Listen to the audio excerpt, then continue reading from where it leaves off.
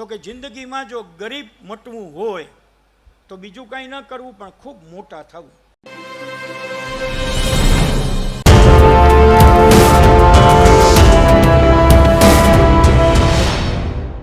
આપ સૌ જાણો છો કે પિતાજીને જ્યારે ઢોરમાર મારવામાં આવે પોલીસ સ્ટેશનની અંદર, ત્યારે બાળક ગભરાઈ જાય. પિતાજીનો દોષ શું? કશો નહીં, પણ પોતાને આંગણે આવેલાનું રજિસ્ટ્રેશનમાં પોલીસ સ્ટેશનમાં નામ નહીં લખાવ્યું એટલો દોષ. અને એ દોષને લઈને એને પકડી જાય, પિતાને ઢસડીને લઈ જાય, ત્યારે આ બાળક મૂંઝાય કે હું શું કરું? વિનંતી કરે, પગ પકડે, કોઈ માને નહીં. અને એવા સમયે એ પોતે ઉપડે પોતાના ગામના રાવ સાહેબ મનુભાઈ પાસે, અને એને જઈને કહે કે બચાવો મારા બાપને. અને રાવ સાહેબ પોતે તાત્કાલિક ગાડી જોડીને સીધા પોલીસ સ્ટેશન જાય અને મારનારા લોકોને ધમકાવીને ચુનીલાલ ભગતના પિતાશ્રી આશારામભાઈને છોડાવે. પણ આ છોડાવીને ચુનીલાલને શાંતિ નથી. એ નક્કી કરે કે એનો અર્થ એવો થયો કે મેં કહ્યું તો નહીં છોડ્યા, કારણ કે હું ગરીબ છું. અને પેલા રાવ સાહેબે આવીને કહ્યું તો છોડી દીધા. તો શું કરવું? તો કે જિંદગીમાં જો ગરીબ મટવું હોય તો બીજું કંઈ ન કરવું પણ ખૂબ મોટા થવું. આ મોટા શબ્દ એમને મનમાં ત્યાંથી બેઠો. પછી બીજો વિચાર આવ્યો, દાદાગીરી કરીને તમે મોટા થઈ શકો, અત્યારના આપણને ખબર છે મોટા ભાઈ લોક હોય છે. પણ એમણે નક્કી કર્યું કે ભણી ગણીને મોટા થવું. ભણવું ક્યાંથી? સ્થિતિ તો છે નહીં કે ભણી શકીએ. તો એ બરાબર મરકત કર્યું, કોઈ પણ સંકટ આવે તો જાતને મહેનતમાં જોતરી દેવી, પણ ભણવાનું છોડવું નહીં. મિત્રો, એ આપને ખ્યાલ છે, આપે સૌએ વાંચ્યું છે કે શાળામાં ગયા ફી ભરવા માટે નહીં, તો એણે સફાઈ કામ ઉપાડી લીધું, આખી સ્કૂલની સફાઈ કરે અને એમાંથી ફી બાદ થાય. મને તમને યાદ છે કે 1.5 વર્ષની અંદર 4 ધોરણ કરી નાખ્યા. 1.5 વર્ષમાં. આ હોશિયાર આપણા મોટા, એ મોટા થયા પછી હોશિયાર નહોતા, એ જન્મજાત હોશિયારી સાથે આવેલું વ્યક્તિત્વ હતું. 1.5 વર્ષમાં 4 વર્ષ એણે ધોરણ ભણી નાખ્યા. ભણી નાખ્યા પછી પ્રશ્ન થયો, કારણ કે સ્કૂલમાં તો જે સ્કૂલનું કામ કરે એટલે કે જવા દે, આગળ જવા દે, ભણી લીધું 4. પણ પરીક્ષા ન લે ત્યાં સુધી એ 4 ધોરણ પાસ છે એમ કહેવાય કેમ? એટલે એણે આચાર્યને કહ્યું કે હવે શું કરું? તો એણે કીધું કે મારા હાથમાં તો કંઈ આવતું નથી પરીક્ષા લેવાનું. તો કંઈ કોને કહું?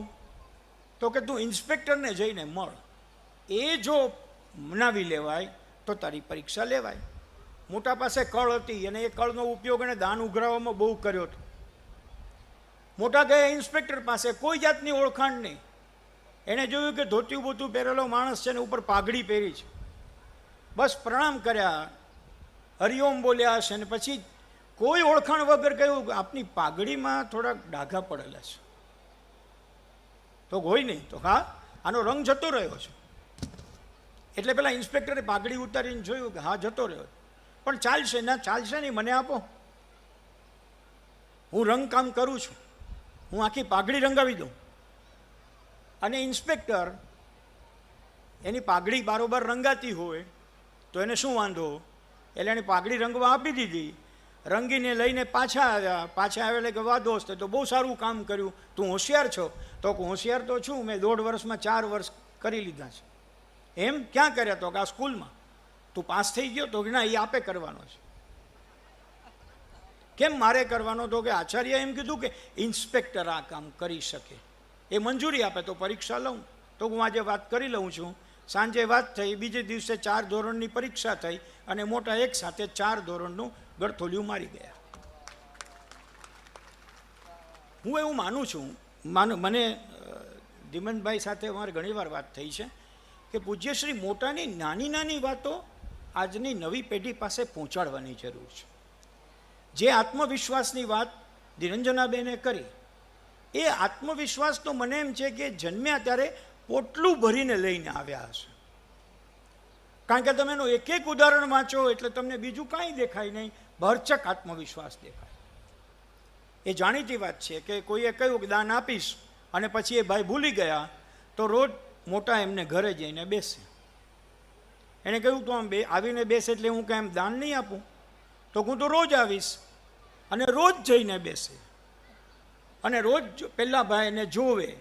કેટલા દિવસ સુધી એને આંખ આડા કાન કરે. એક દિવસ કંટાળે કે તું તો થાકતો જ નથી. તો કે હું થાકવાનો જ નથી. તો કે શું જોઈ છે? તો કે તમે મને કહ્યું હતું કે દાન આપીશ, લાવો. એટલે એને ચેક આપ્યો એટલે લઈને મોટા નીકળી ગયા. પછી એને રોજ જવાનું બંધ કર્યું. તમે જરાક વિચાર કરજો સાહેબ, આપણે જેની પાસે માગતા હોઈએ ને પૈસા, એની પાસે રોજ ન જઈ શકીએ. આપણા ઓછીના લેવાના હોય તો રોજ ન જઈ શકીએ. મોટાને પોતાના માટે તો કાંઈ જિંદગીમાં કરવું જ નહોતું ને. પોતાના માટે કાંઈ નહોતું કરવું ને લઈને બીજાના માટે જીવવું હતું. એમણે આવી હઠ પકડી. મારે એમની માત્ર પ્રશંસા કરવી છે એવું નહીં, એમને જે સાધનામય ભાવ ઉપરથી મળ્યો, ગુરુએ આપ્યો. તમે ક્યારેય કલ્પના કરી શકો છો કે કોઈ એક નાનકડો છોકરો હોય 20-22 વર્ષનો, એને કોઈ આવીને એમ કે તને એલિસ બ્રિજ ઉપર એક બાબા બેઠા છે, એ એમ બોલે છે કે નડિયાદથી ચુનીલાલ ભગત આયા હે, ઉनको बुलाओ. તમે કલ્પના કરી શકો કે આવું આજે બને? આજે તો ન જ બને, પણ એ વખતે બન્યું. પણ એ વખતે બોલાવ્યા એટલે જતા નહીં રહ્યા. એણે કીધું બોલાવે તો હું એને ઓળખતો નથી, કહી દો નહીં આવું. આવી જ વાત વારંવાર બની છે.